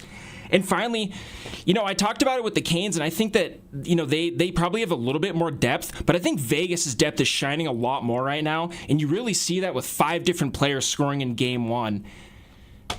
And really, I think this game comes down to a real simple question. If Carolina can turn their grinding possession-heavy style of hockey that Rod Brind'Amour is really known for and that the Hurricanes got to the finals with, or if Vegas is going to continue to dictate that play with speed and transition offense.